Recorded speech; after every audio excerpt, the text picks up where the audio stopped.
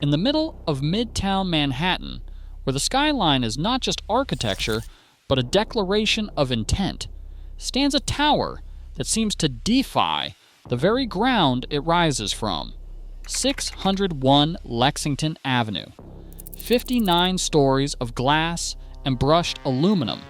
Its crown sliced at a perfect 45-degree angle, catching the sun like a blade.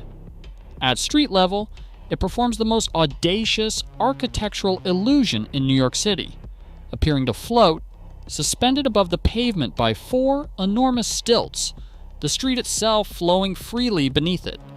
When it opened in 1977, the critics ran out of superlatives. The engineers who built it were celebrated as geniuses. The city called it a masterpiece. And for one long, terrible summer the following year, a very small number of people knew the truth. Why?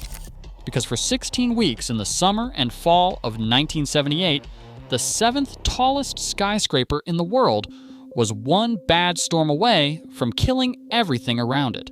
There was a 1 in 16 chance in any given year that this building would collapse.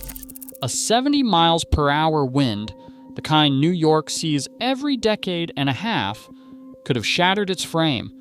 And if it had fallen, the buildings around it would have gone with it, a chain reaction across 10 city blocks in the densest neighborhood on the face of the earth. A secret evacuation plan was drafted for the surrounding area. It was never announced. The people inside the building were not told.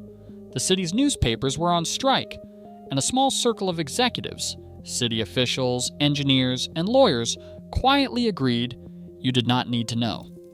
The secret held for 17 years. This is the story of the terrible engineering behind New York City's skyscraper that nearly wiped out 10 city blocks. To understand how a celebrated masterpiece became a secret catastrophe, you have to understand how it was built. And to understand how it was built, you have to understand the decision that was made in a steel fabrication shop in 1974, 4 years before anyone in New York City knew there was a problem. Le Mesurier's design for Citicorp Center was unconventional in ways that demanded unconventional engineering. The building's 4 support columns were not at the corners, as every skyscraper before it had been.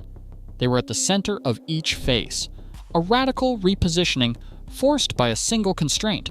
St. Peter's Lutheran Church occupied the northeast corner of the lot and could not be touched, so the entire tower had to cantilever 60 feet out over the church's roof, balanced on stilts that stood 112 feet tall before the first occupied floor even began.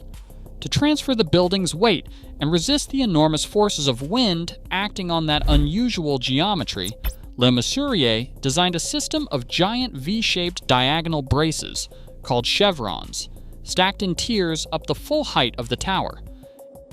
And at each of the more than 200 points where those chevrons connected to the structure, the design specified one thing above all else. The joints were to be fully welded, fused together. Steel to steel, at the molecular level, with zero capacity for slip or flex under load. The proper, proven way to build a wind-bracing system of this kind is with welded joints. In conventional structures, welded or bolted connections can be interchangeable. In this design, with its extraordinary load demands and its unconventional geometry, welded joints were not a preference. They were a requirement. Bethlehem Steel, the firm responsible for fabricating the structural steel, did not see it that way. In 1974, during construction, Bethlehem proposed a change. Instead of welding every joint, they would bolt them. Bolted connections are faster and cheaper. Under standard conditions, they are perfectly acceptable. The change was submitted to Le Mesurier's office, and the office accepted it. Le Mesurier himself, according to his own later account, was not directly informed that his specified welded joints had been replaced with something fundamentally different, and it is the difference between a suspension bridge anchored by cables fused into bedrock and one held by bolts tightened by hand. The bolts will hold right up until the load they were never designed for arrives. When Le Mesurier finally recalculated in the summer of 1978 The numbers were unambiguous. Under quartering winds, the bolted joints were not experiencing a modest increase in stress. They were experiencing a 160% increase in load. Wind engineering expert Alan Davenport independently confirmed what the math already said. 70 miles per hour winds would be sufficient to break the bolted joints. And if a single joint failed, specifically a joint at the 13th floor, the analysis showed the progressive collapse would not stop there. The entire building would come down.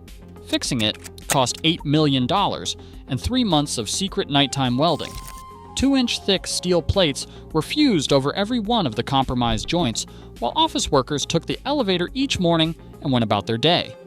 Total structural intervention, $12 million. The building that Bethlehem Steel had saved money on in 1974 cost $12 million to correct in 1978. And that was only if the wind cooperated. But even if the joint problem had never existed, there was a second flaw waiting inside this building, one that went all the way back to the original calculations, one that the building's own structural engineer had not checked, because technically, he was not required to. Every skyscraper built in New York City is tested against the wind before it rises. Engineers run the calculations. They model the forces. They build the structure to resist the worst the sky can throw at it. This is not optional. It is law. And the law, as written in New York City's building code in the 1970s, required structural engineers to calculate wind loads from one specific direction, perpendicular to the face of the building, straight on, wind hitting the flat side. In almost every skyscraper ever built, this is the correct worst-case scenario. Perpendicular winds create the greatest lateral stress. Diagonal winds, quartering winds, striking the building at its corners at 45 degrees, are typically less severe. Lee Mesurier had designed dozens of buildings. He knew this. And so he did what the code required, and what his experience confirmed. He calculated perpendicular winds and moved on. In a conventional tower, that would have been exactly right. Citicorp Center was not a conventional tower. Because the columns were positioned at the center of each face rather than the corners, the building's entire load-bearing logic was rotated. The chevron bracing system was designed to redirect wind loads through a structural path unlike any standard building. In this specific geometry, quartering winds were not a lesser threat. They were a 40% greater threat. The direction Lee Mesurier had not calculated was the direction that would kill the building. Think of it this way. Imagine a table with its legs positioned at the center of each side rather than at the corners. Push on it from the side and it resists well. Push it diagonally from the corner, and the geometry that made it stable in one direction becomes the exact condition that makes it want to topple. The building had been designed to be rotated into its own vulnerability. In June of 1978, a Princeton University engineering student named Diane Hartley was writing her senior thesis about Citicorp Center. She ran her own analysis and calculated stresses from quartering winds, the direction the code did not require. Her numbers suggested something was deeply wrong. She contacted Lee Mesurier's office and asked to see the quartering wind calculations. She was given perpendicular wind data and told the building was structurally sound. She had no authority to push further. She moved on. But a second student, Lee DeCarolis, a freshman architecture student from New Jersey, contacted Lee Mesurier directly around the same time with concerns about the column placement. On July 24, 1978, Le Mesurier sat down at his office and ran the numbers he had never run before. A 40% increase in wind loads, a 160% increase in load at the bolted joints, a 70 miles per hour wind, the kind New York City sees on average once every 16 years, would be sufficient to cause a collapse of the structure. And if the tuned mass damper on the roof lost power during a storm, the probability of collapse rose to 1 in 16 in any given year. It was hurricane season. The calendar said August. The math said catastrophe. Le Mesurier later described what he faced as 3 options: silence, suicide, or disclosure. He chose disclosure. The Red Cross put 2,000 workers on standby. 3 meteorologists provided weather updates 3 times a day. Engineers monitored strain gauges on the building around the clock. And a secret evacuation plan was prepared for 10 city blocks. No announcement was made to the people those 10 blocks contained. The repairs were codenamed Project Serene, Special Engineering Review for Events No One Envisioned. The name was chosen deliberately. It described, in bureaucratic acronym, an operation whose entire premise was that the public would never be told what had almost happened to them. By August of 1978, a very specific group of people knew that one of the most celebrated skyscrapers in New York City had a structural flaw capable of bringing it down on 10 city blocks of Midtown Manhattan. That group included William Lee Mesurier, the structural engineer who designed the building, Hugh Stubbins, its architect, John Reed and Walter Wriston, senior executives at Citicorp, Ed Koch, the mayor of New York, Irving Minkin, the acting buildings commissioner, the head of the Welders Union, and the lawyers and insurers who managed the financial fallout. Northbrook Insurance Company contributed $2 million toward the repair costs as part of a settlement that also ensured Citicorp would not sue Lee Mesurier. The legal architecture of that arrangement created conditions in which disclosure to the public was not required. The welders arrived each night. They fused steel plates at 2 inches thick over each of the compromised joints. During the day, the building's employees rode the elevators, ate lunch in the concourse below, and went about their lives inside a building that was being repaired at night without their knowledge. The people living and working within 10 city blocks of the tower were never told that a quiet evacuation plan existed for their neighborhood.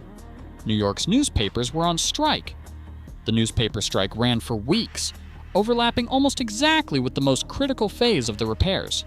The story had nowhere to go. Hurricane Ella formed off Cape Hatteras in early September and tracked directly toward New York. The repairs were only half finished. Special generators were in place to keep the tuned mass damper running through a power failure. City officials had the evacuation order ready. And then Ella turned. She veered east and out to sea.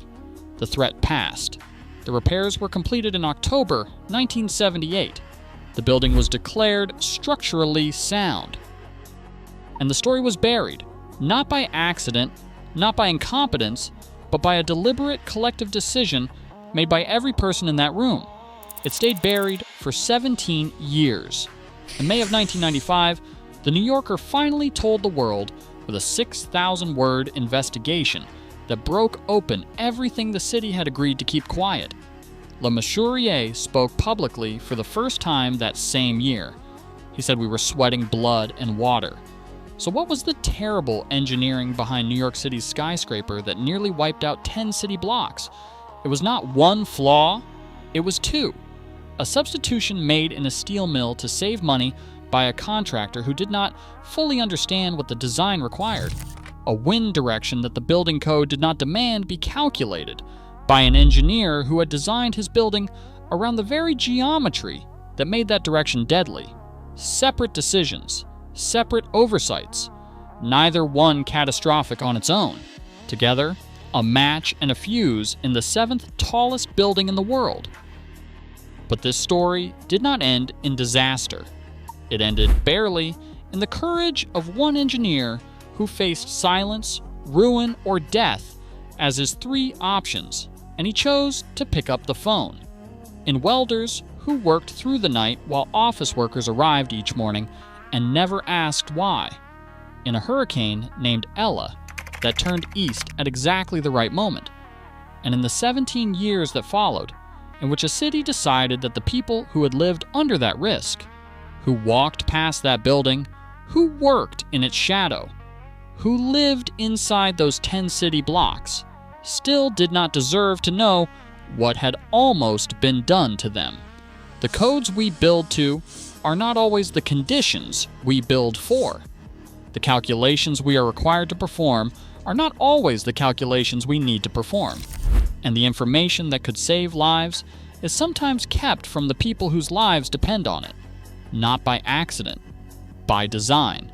In the race to the sky, the most dangerous assumptions are the ones that were never written down.